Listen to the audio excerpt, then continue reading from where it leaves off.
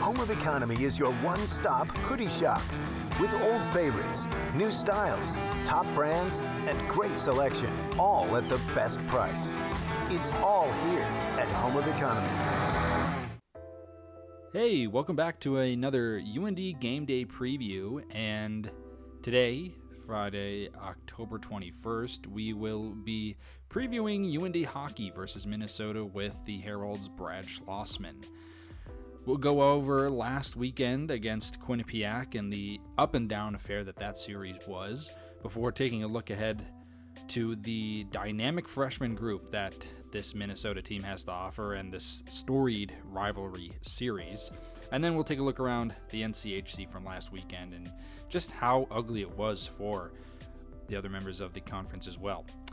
But that'll be ahead, and you can tune into that just now. You can follow along today's game as well, and Saturday's game for that matter, on the Herald website at grandforksherald.com. But for now, we'll send you over to my conversation with Brad Schlossman.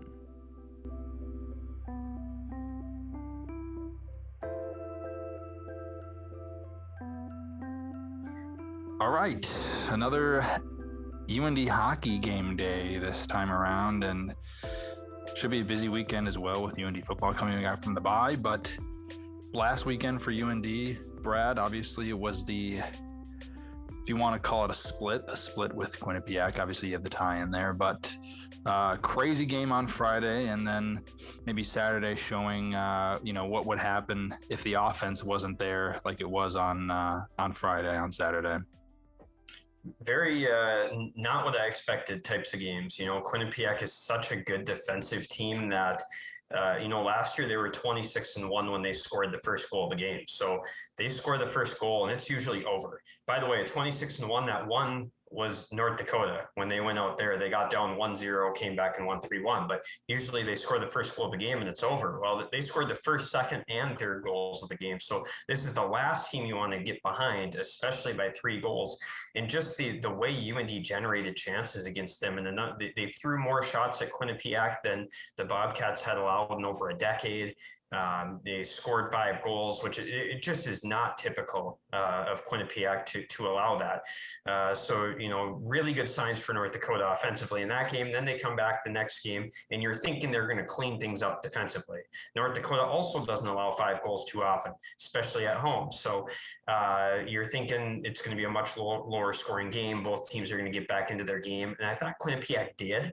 It was a lot harder for North Dakota to generate on Saturday night than Friday, but North Dakota still has a lot to clean up defensively. They were little things, leaving guys open in the slot, not tying up sticks, and they had a few tip-ins. So there are things that North Dakota needs to do better, and they have to get better in a hurry at them, because now they're playing a team that's even more offensively explosive in Minnesota this week. And so, I guess that's one of the benefits to playing a difficult schedule early in the year. You get exposed a little bit and know what things you need to clean up, and that can lead to a successful season sometimes. But these are key games, and North Dakota's got to figure some things out from Saturday night for sure. And then obviously on Saturday, Drew DeRitter gets chased and Helston comes in relief. But, what did you see from DeRitter in that sense? Did you feel like he was able to hold his own and it was just the defensive lapses that, came into play, or did it seem like maybe it's starting to become Helston's net a little bit? I think, he only played a period in the weekend, so it's tough to really, you want a larger sample size. And he played against Holy Cross and didn't get a lot of action there. Then he only plays a period against Quinnipiac. I thought a couple of the goals were, guys who were uncovered and they made great shots. Like, they put lasers right in the corner of the net, and that's more of a credit to Quinnipiac, I thought, than a bad goal by DeRitter. So I think heading into this weekend, my guess is that DeRitter starts the series opener. He's, during his time at Michigan State, he actually has played 5 games in the building. I think he started 4 of them. So he has started more games in Mariucci than Helston has started on the road in his college career. I think he has 3 road starts and DeRidder has 4 in this building alone. So I think just that experience factor is a big deal. And being aware of, maybe a little bit more comfortable in this building because he's been there. So I would guess he plays Friday night, and then you go from there. Right now, I think it's wide open. I don't think either guy is really solidified themselves as the number one. And I think, obviously DeRidder will try to take a step in that direction tonight if he plays. I'm assuming he's the guy, but I've certainly been wrong before. And with number 1 Minnesota, obviously, they've earned it split series with Mankato, but, dating back to last year, they've been very good at home, 8 of 9. You got 3 shutouts in there. And this year, it seems like lots of success with that freshman group, Cooley, Snuggerud, just some really dynamic scoring in that freshman group. And, when it comes to playing in a place like that, where that, the offense is going to be flowing for the Gophers, just when you're coming off of, that Saturday against Quinnipiac, just, how tough is it to maybe make that transition right away? We'll find out pretty quick. I think what obviously they need to try to do is to keep Minnesota in their D zone. Last year they played in Grand Forks. The Friday night game, I thought Minnesota played pretty well. And Saturday night, UND comes back, and Minnesota had 6 shots on goal through 2 periods in that game. They just could not get out of their own end, and that's what UND has to hope they can do, is limit their offensive zone time, because if they get that zone time, they're going to generate their chances. Like you said, Logan Cooley's, maybe the best skater in college hockey. He can really fly. And Snuggerud's already got 4 goals and a hat trick. So some of these young guys that played on that NTDP U18 team last year, that team had tons of success against college teams. So I think these guys are entering their college career, maybe not feeling like freshmen. They've beat a lot of these teams that they're playing. So, I think they're coming in with lots of confidence. Matthew Nyes, Brock Faber are 2 guys who probably could be playing in the NHL. I thought both would sign after last year, and neither of them did. So they've got a lot of high-end players, and North Dakota's got to try to find ways to limit their chances, because if they get a lot of chances, it'll end up like Saturday night again. Yeah, and you can say the same thing about, I think, a lot of college hockey games, but it seems like maybe special teams is going to be particularly important this weekend, just with how well power plays have been doing, especially for Minnesota. But when it comes to just scoring in this series,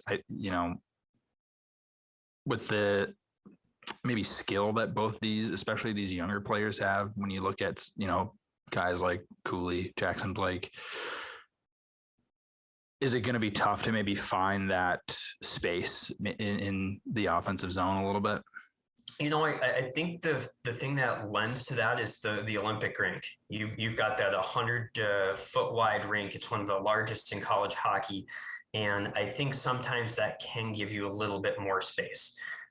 You can beat guys wide. It's harder to chase a guy all the way to the boards, because if you do, all of a sudden you're that far away from the house and from the slot area. So as a defender, sometimes they won't go all the way out to the boards to make a hit. They'll just say, you know what, I'm not getting that far out of position. So sometimes you can use that extra space. I think the one area I noticed that a lot on is zone entries, especially on the power play. A lot of teams like to stack up at the blue line and force a turnover there. Now, all of a sudden, you got the extra 15 feet, and it's easier to make zone entries. So sometimes there can be more space. I also have seen it work the other way, where teams, because there's so much more space on the perimeter, they're on the perimeter a lot. And you still need to find ways to penetrate and get into the critical areas. But the Olympic rink definitely is a factor. And I really feel that I notice it on the power play the most. You can you can carry the puck in the zone a lot easier with the extra ice than you can on an NHL sheet. So we'll see how effective UND can use it. There aren't many teams with Olympic rinks anymore in college hockey. Last year, I think they played on one Olympic rink, and it was at St. Cloud State. And the first night did not go well for them. They got blown out that night, and their D-zone coverage was horrendous that night. They came back and played much better Saturday night, but you have to learn to defend on the Olympic rink a little bit better than they did their first time playing there last year. Because if they do that again, it's going to be ugly. But we'll see how they do this time.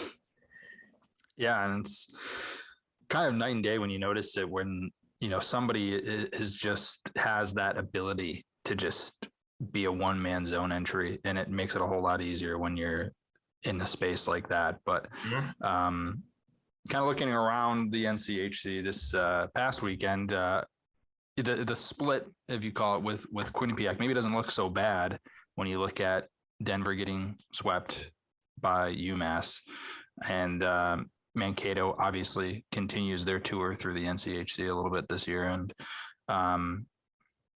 kind of how much of maybe is that a relief kind of when you see what, the box scores there? Well, I think on the first hand, it was a bad weekend for the NCHC.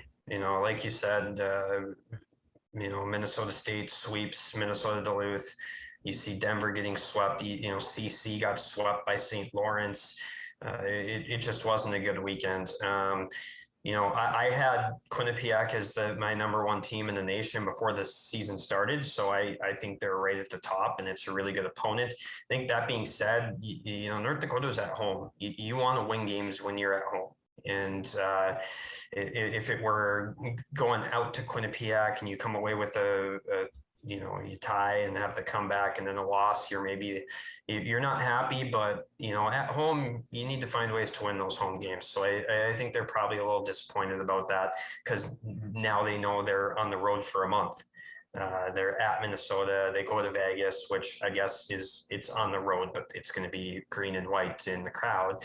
And then they go to Omaha after that. So it's going to be a while before they're back in the Ralph. And I think you want to make the most of those home games. And really they didn't last weekend.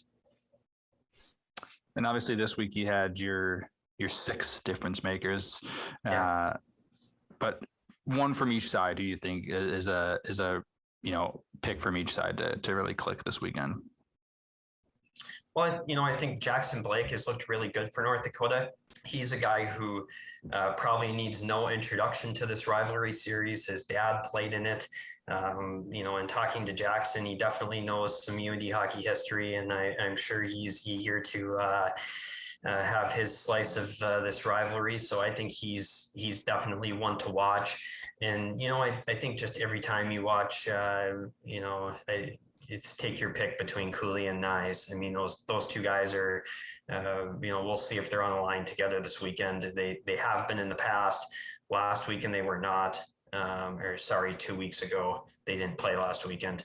I wouldn't be surprised if they're back together, especially because Minnesota has last line change.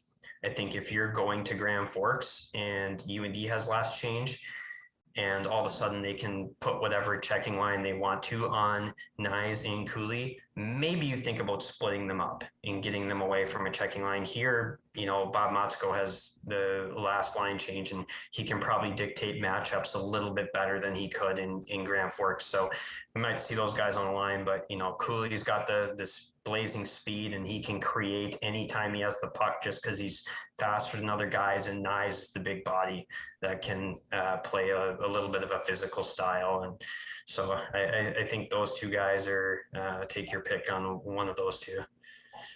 It all comes down to how does this affect the Maple Leafs? And I'm sure Maple Leaf fans are glad that Matthew Nyes is able to get into that conversation in the college realm now. So it'll be Friday, Saturday, obviously, and I'm sure there'll be a lot of representation from UND fans as well at Mariucci, but it'll be, you can follow along, obviously, at grandforksherald.com, and I think both games are on Bally Sports Live, right? And Big Ten Yeah, Plus. I think tonight's on Bally Sports Extra, 3:39 standard, 6:39 HD in Grand Forks on Midco. And then I think Saturday is on Bally Sports, which would be 28 standard and 6:23 HD, I believe, off the top of my head. And if that's too confusing for you, just follow along with Game Center with Brad, obviously. On the website, yeah. And if you go to the UND Hockey Central page, I try to list all the TV listings on there. So that's where to find the games. And then radio, it'll be on the Fox 96.1 Friday and on iHeart. But then Saturday, it'll be Cat Country 100.3 because of the football games. So different station for radio on Saturday. But yes, like you said, come to the Herald site. We'll have live chat going and can talk about what's going on in the game. Perfect. Well, we'll see you next week then.